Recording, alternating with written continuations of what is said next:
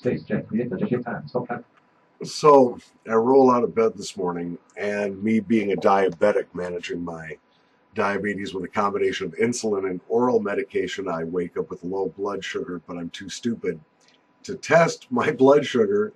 So I drink a glass of cranberry juice, and life is good. I make a cup of coffee. I come down and try to do a tobacco impression of McClelland's Blackwoods Flake. There it is. Except I go on this bizarre sideways rant about not being able to grow a beard and being mad about not getting any Stonehaven, and conspiracy theories about the pipe community worthy of Alex Jones and Prison Planet and InfoWars. So that's what happens. It's like those Snickers commercials. You seen those? Where it goes, oh yeah, somebody says something really stupid here. No, you need to eat this Snickers. Well, that was me this morning. So I deleted the old video, and I'm coming back with this one. McClelland's Blackwoods Flake. Let's take a look. I am not a pipe guy, you guys. I'm barely out of bed. I finished my cup of coffee. My sugar's still probably pretty low. And I've been doing a lot of nasal snuff to start the day, so we'll see how that affects everything here. Ketchup. Nah. Everybody says that, you know, it's like you open up McClelland's, Virginia, and the first thing you're going to smell is delicious tomato ketchup. I don't get tomato ketchup. I get cider vinegar maybe at the worst, and a sort of a nice wine scent out of this. Calling this a flake is really charitable. I mean, this is a very badly broken flake. That's an example of a humongous piece. In the tin, oh, there's some bigger pieces in there, but not many. It's almost already rubbed. The consistency of the flake is like a piece of fresh chewing gum, like if you unwrap a piece of fresh Trident. What am I doing pipe tobacco stuff? You guys, I'm a snuff guy. I just like smoking a pipe, I guess. So, yeah, that smells. Now, I should probably dry this out a lot longer than I have been, but I'm very eager to smoke it. This will be about my fourth bowl of this, maybe fifth. I'm going to put some out here. I'll rub some out while we're talking. Might make for a better bowl later in the day, because I know I'm going to want to smoke another bowl of this. This is mature red Virginia, and it's got some yellow Virginia that has been stoved, and what you get is a real rounded, mellow, sweet red Virginia flavor with some stuff that pops every once in a while. This is one that the longer you smoke it in the bowl, to me anyway, the better it tastes. It starts out kind of you know, and when you get down in the bowl, you start getting about to that midway point, a bunch of other really good flavors emerge. Somebody said this is like Dark Star, also from McClelland, mixed with their 5100. And one reviewer on Tobacco Review suggested one might even save some money if you could find the proper balance between the 5100 Red Virginia Cake and the Dark Star. You would end up with this. I don't know if that would be worth the effort. I think this is just delicious right from the get-go. I took the liberty of packing a bowl and false lighting it before I started the camera.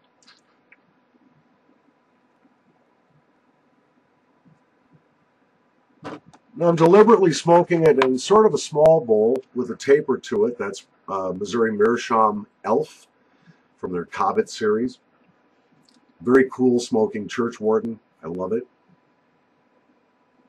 But I like the somewhat narrow diameter of the bowl. I think it's going to concentrate these flavors for me. The other pipe that I've smoked this in was my Amigo from Mr. Broad, Model 51.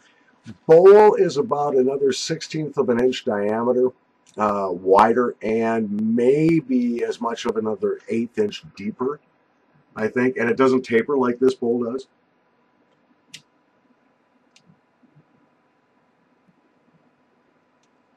Yep, I definitely should have eaten a big Snickers before my first try on this.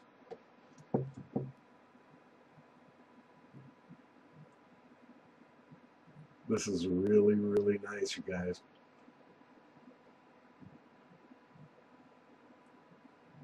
In this pipe, which has now been smoked several times and dedicated only to Virginias, I didn't have to wait very long for the flavor to start to develop. It might be a characteristic of this bowl. And no, I know the difference between Virginia sweetness and corn sweetness.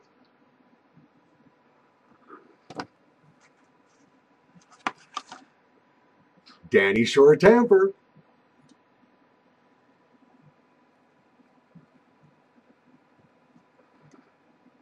$22,250, right? Gun nuts, please reply.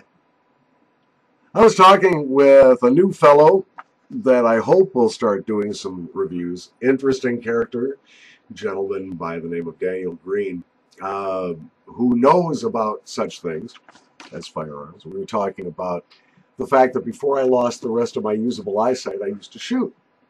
And I always had bad eyes, so I wasn't real good at a distance, but I could always hit the target at about 20 feet. Hit the black circle more often than I missed it. Never hit a dead bullseye in my life. Not even at 10 feet.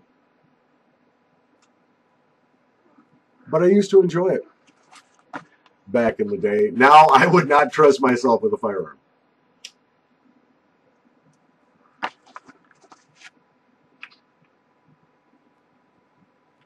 I've noticed YouTube pipe people, they have a couple of things in common. There are a lot of commonalities. A lot of guys have beards. Okay. Very few of the women have beards. I don't think any of them do. A lot of gun enthusiasts among the YouTube pipe community. It's like, yes, here's my, Mario Grande pipe, or here's my, Rick Black sitter, and, it's a nice pipe, and I'm smoking some good tobacco. And by the way, here's my 44 Magnum hand cannon. Wow. Well, I guess a pipe's a pipe. Just don't confuse which one you put in your mouth.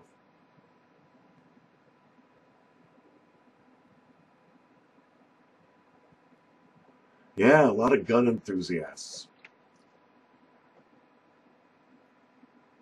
My dad used to draw silhouette targets for us when we were up at the lake. And my dad was a really, really good artist. And so he made like cartoon character silhouettes. And a friend of mine brought out a Remington 12 gauge gas operated, I do not know the model number, but it was the presentation series with the medallion set into the stock and, scrolling all the nice metalwork and stuff on the barrel. Very pretty gun. And he warned me, he says, Paul, the action on this is really light.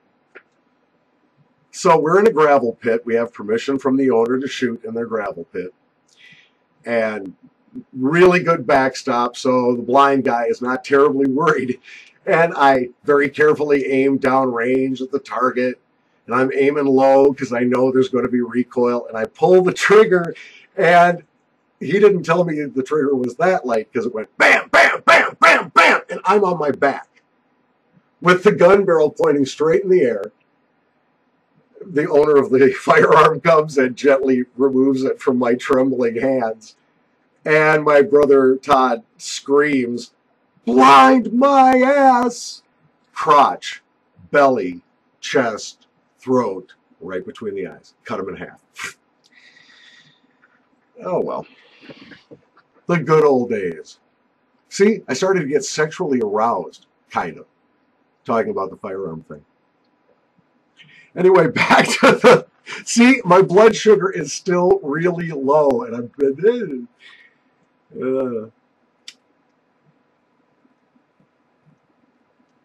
Next thing you know, I'm going to start describing the thong underwear I'm wearing. Anyway, back to the McClelland. Yes, it matures as it goes through the bowl. Yes, I should have let this dry longer. I think it breaks up nicely when you rub it. You can rub it out fairly easy to a nice sort of shag thing. Very nice. I've got some here on my tray that I sort of rubbed out. Yeah, it'll dry. Especially with this forced air heat and the gas fireplace and all that stuff going. It'll dry pretty quickly. If I were going to rate this on the Squinty scale, this would be a 5 out of 5. I don't see this as being one-dimensional. I wonder how this would age. It's a good thing I got 2 of the 100-gram tins of it, because I think it's going to sell her really nicely. That's my intuition. I'm going to give it a shot in probably 3-4 years and see how she is. But for right now, smoking this is pure pleasure. Now, I did read one reviewer who said that even after opening the tin, you should put it back for a few months, a couple years. And I may do that. Next thing we're going to talk about when we come back, if I do another pipe thing, is I stoved some Tudor Castle also from McClelland's, and the can turned into a soccer ball. It was really cool. So we'll talk about that the next time. Thanks for watching. I'm Paul, your Uncle Squinty. I got to go get something to eat. I'm going to flop. See you later.